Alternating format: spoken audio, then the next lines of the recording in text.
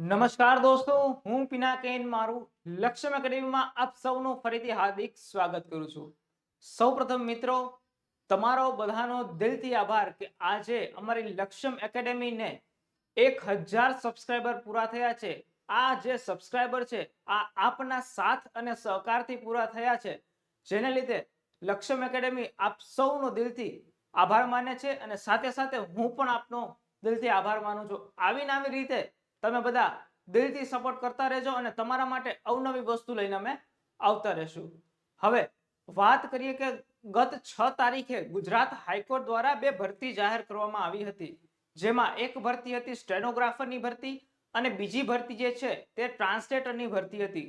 Stenographer વર્ગ 2 અને વર્ગ 3 નામની જે પોસ્ટ માટેની ભરતી જાહેર કરવામાં આવી હતી, જેમાં કુલ 245 જગ્યા માટેની ભરતી જાહેર કરવામાં આવેલી હતી અને આમાં બે કોર્ટમાં આ ભરતી હતી. એક છે ઇન્ડસ્ટ્રીયલ એન્ડ લેબર કોર્ટ અને બીજી કોર્ટ છે સબઓર્ડિનેટ કોર્ટમાં, જેમાં સબઓર્ડિનેટ કોર્ટમાં કુલ 244 જેટલી જગ્યા અને એક જગ્યા ઇન્ડસ્ટ્રીયલ એન્ડ લેબર કોર્ટમાં આપવામાં આવી છે.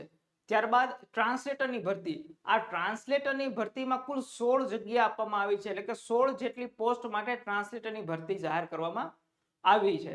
હવે આ ભરતી જાહેર થયા પછી નોટિફિકેશન વાંચ્યા પછી ઘણા બધા વિદ્યાર્થીઓના મનમાં એક પ્રશ્ન ઊભો થાય છે કે જેમાં આ પ્રશ્ન છે કે આ ભરતીમાં એક ક્વોલિફિકેશન આપવામાં આવી છે કે આ ભરતીની અંદર એક ક્વોલિફિકેશન જે છે કે જેમાં ઉમેદવારને બેઝિક કોમ્પ્યુટર નોલેજનું સર્ટિફિકેટ એની પાસે હોવું જરૂરી છે. એટલા માટે ઘણા બધા વિદ્યાર્થીઓના કોલ્સ અને મેસેજ એવા આવ્યા હતા કે સર આની અંદર સીસી નું સર્ટિફિકેટ હોવું ફરજિયાત છે કે નહીં. આ પ્રશ્ન ઘણા બધા વિદ્યાર્થીઓને પૂછ્યા હતા અને ઘણા બધાને મૂંઝવણ હતી કે આ જે નોટિફિકેશન છે તેમાં આવું લખેલું છે કે કોમ્પ્યુટર નું નોલેજ હોવું, એનું સર્ટિફિકેટ હોવું જરૂરી છે. એ જ રીતે આ જે ક્વોલિફિકેશન છે ટ્રાન્સલેટરની પોસ્ટમાં પણ છે અને સાથે સાથે જે આ સ્ટેનોગ્રાફરની જે પોસ્ટ છે તેમાં એમ લખેલું છે કે basic knowledge of computer operation is essential as per government resolution dated 13/8/2008, એટલે કે 13/8/2008 ના રોજ જે ઠરાવ જે પાસ થયો તે મુજબ ક્વોલિફિકેશન હોવી જરૂરી છે. બરાબર છે? તો ચાલો હવે એ જોઈએ કે 13/8/2008 નો જે ઠરાવ હતો એ શું હતો. બરાબર છે?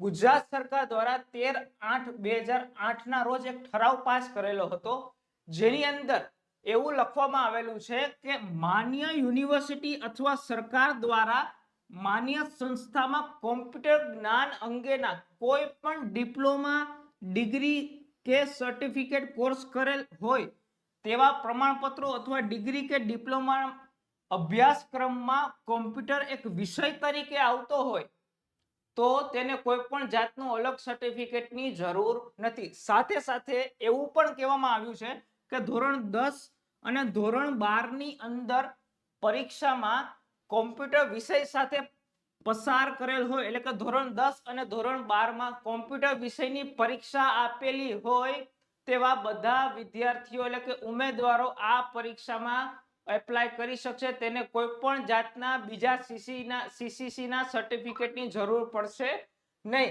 ખાસ આ જે 13/8/2008 જો ને ઠરાવ છે તેમાં એવું ખાસ કીધેલું છે કે ડિગ્રી, ડિપ્લોમા કરેલ કોઈ પણ માન્ય યુનિવર્સિટીમાંથી હોય અને તેમાં કોમ્પ્યુટર સબ્જેક્ટ હોય અને એના સર્ટિફિકેટ હોય તો કોઈ પણ જાતના સીસીસી સર્ટિફિકેટની જરૂર નથી. અને સાથે સાથે ધોરણ 10 અને ધોરણ 12 ની અંદર જો કોમ્પ્યુટર વિષય હોય અને તેની પરીક્ષા આપેલી હોય, પાસ કરેલ હોય તેવા વિદ્યાર્થીઓને કોઈ પણ જાતના સીસીસી સર્ટિફિકેટની જરૂર નથી. અને જે કોઈ પણ ઉમેદવાર પાસે જો સીસીસી સર્ટિફિકેટ હોય તો તેને કોઈ પણ જાતની ચિંતા કરવાની જરૂર નથી.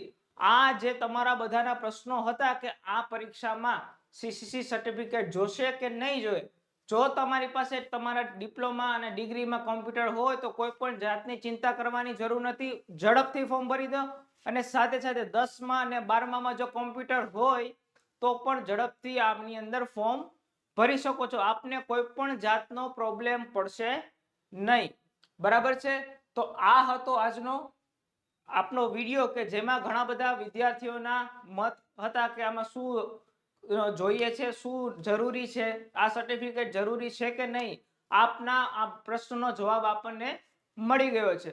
હવે મિત્રો ખાસ આવી બધી જાણકારી મેળવવા માટે તમે ઝડપથી લક્ષમ એકેડેમી એપને ડાઉનલોડ કરી લો કે જેની લિંક તમને આ વિડીયોના ડિસ્ક્રિપ્શનમાં આપેલી છે, જેની અંદર તમને બીજા આ સ્ટેનોગ્રાફર અને ટ્રાન્સલેટર સિવાય અલગ અલગ કોર્સની ક્વેશ્ચન બેંક તમને મળી રહી છે, એ પણ તદ્દન ફ્રીમાં, બરાબર છે. જેમાં ખાસ એએમસી, જુનિયર ક્લાર્ક અને પીએસઆઈ અને કોન્સ્ટેબલની એક્ઝામ માટેની ફ્રી ક્વેશ્ચન બેંક તમને અહીંયા મળી રહી છે, જેના માટે તમારે પહેલા વહેલા તો લક્ષમ એકેડેમી એપને ડાઉનલોડ કરવાની છે, જેની લિંક તમને આ વિડીયોના ડિસ્ક્રિપ્શનમાં આપેલી છે. ત્યારબાદ શું કરવાનું, તમારે ખોલી અને અહીંયા 3 લીટા છે ત્યાં ક્લિક કરશો એટલે ત્યાં તમને ફ્રી મટીરિયલ આપવામાં આવ્યું છે, બરાબર છે. આ ફ્રી મટીરિયલ પર ક્લિક કરશો એટલે આવું ડેશબોર્ડ ખુલશે, જેની અંદર તમારે ડોક્યુમેન્ટમાં અહીંયા એએમસી, આરએમસી અને જેએમસી માટેની ફ્રી ક્વેશ્ચન બેંક અને સાથે સાથે પીએસઆઈ અને કોન્સ્ટેબલ માટેની ફ્રી ક્વેશ્ચન બેંક અહીંયા અવેલેબલ છે. તો જલ્દીથી આ ફ્રી કોન્સ્ટેબલ, ફ્રી પીએસઆઈ અને એએમસી ની કોન્સ્ટેબલની ક્વેશ્ચન બેંકને ડાઉનલોડ કરી લો, બરાબર છે. તો આવા નવા જાણકારી ભર્યા વિડીયોને જોવા માટે ઝડપથી સબસ્ક્રાઇબ કરો લક્ષમ એકેડેમીને અને લાઈક કરી દો અને શેર કરી દો. નમસ્કાર, જય હિન્દ.